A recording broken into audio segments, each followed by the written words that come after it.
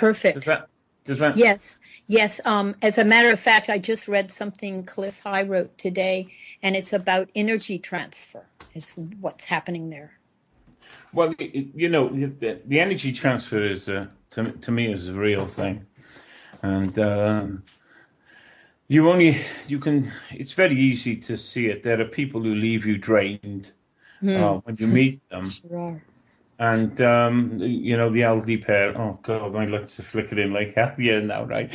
So you get an elderly parent and, they're punishing and they want to live off the child's life force.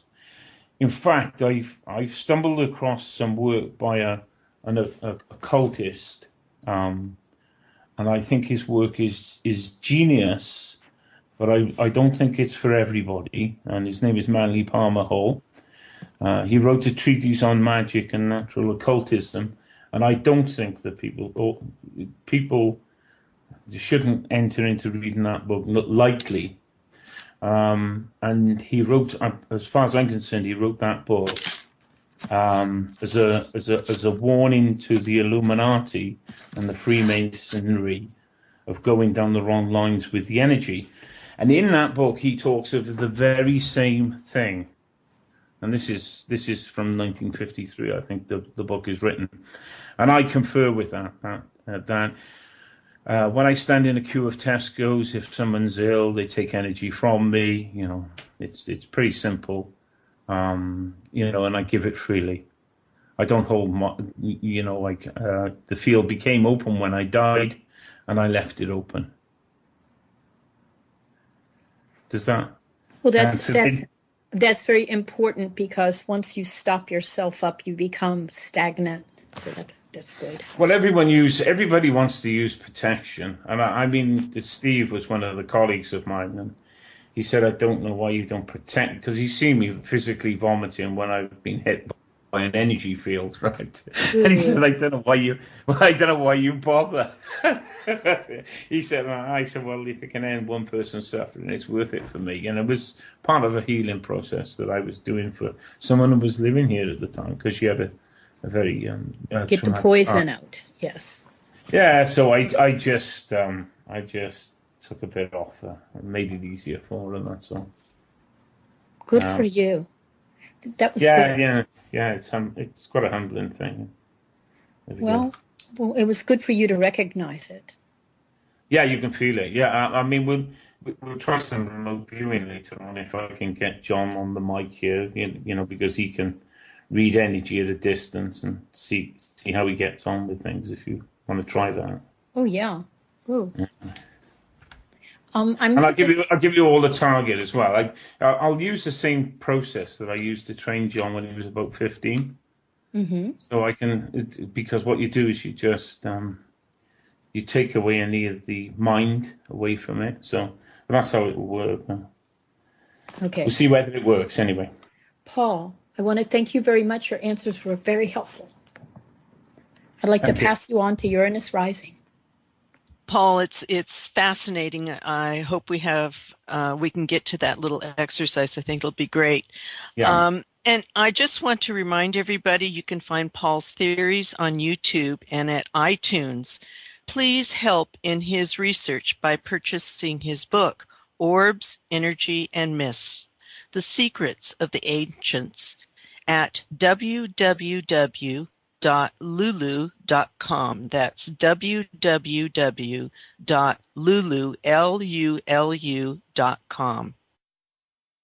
We're going to move into our next group of questions now, and these are around initiation and shamanism.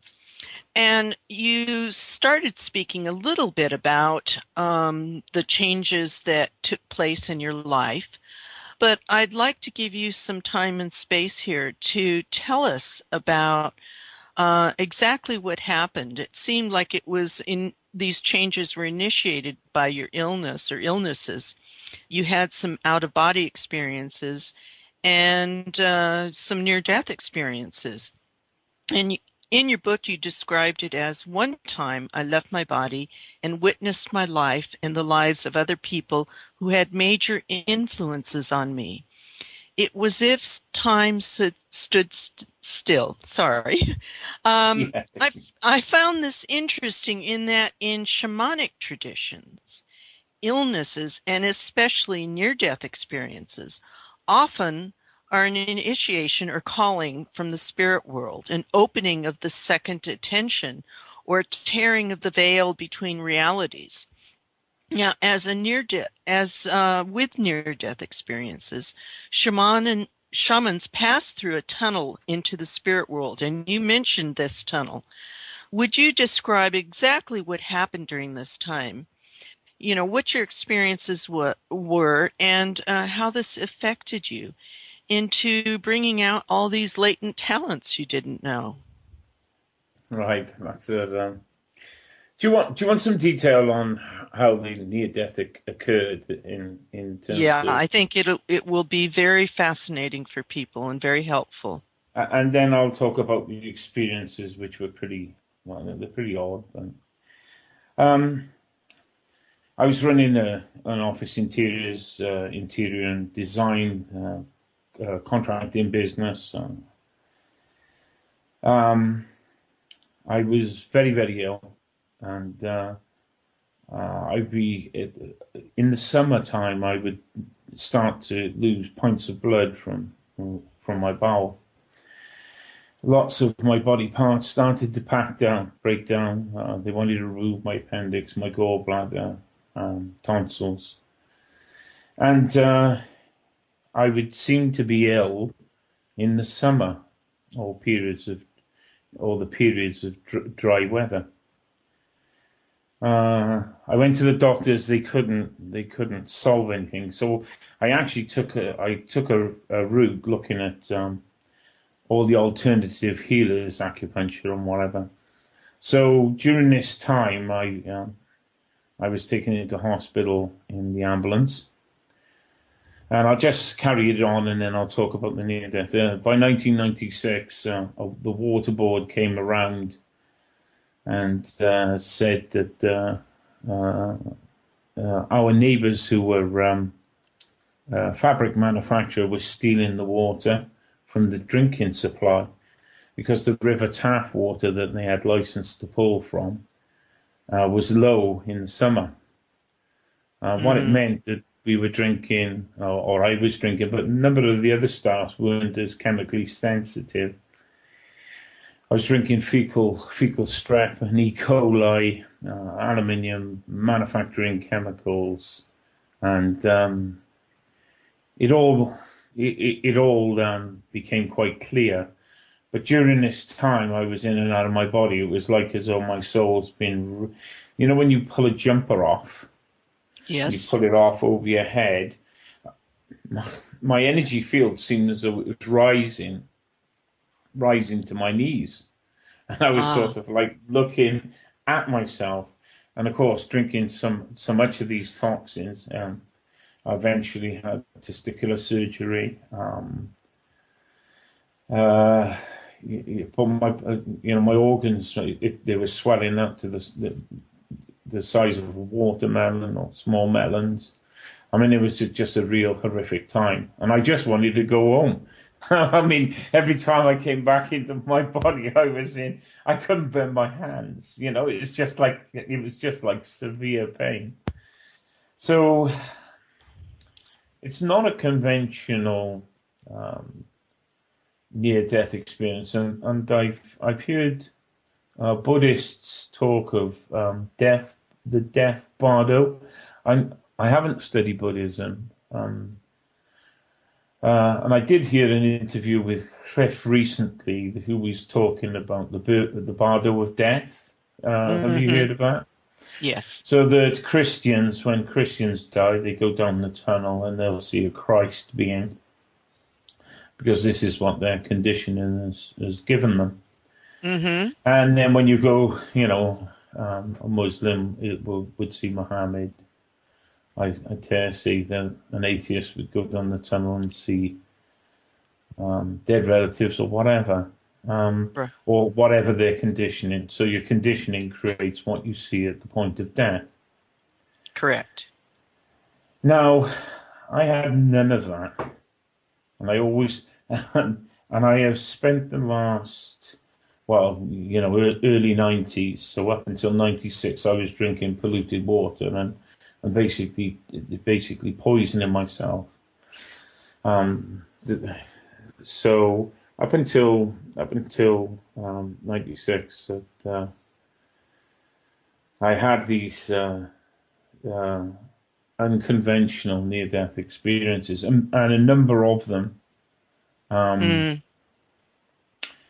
So let me see if I can explain. It took me 20 years to understand what I'd experienced, and let me try and put it into words. It's difficult. These are personal things.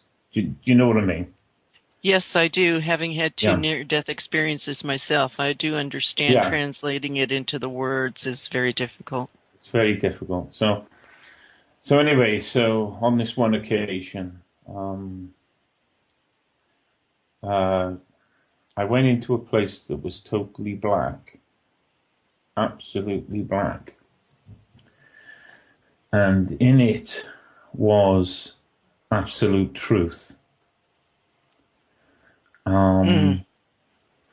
It was beyond. I knew that when I went, there was the mind becomes crystal clear. It's like the difference between asleep and awake. And we think we're awake now, but when you return, it's crystal clear. It's like everything is just crystal. It's like returning home. It's like the natural nature of the soul is not attached to matter.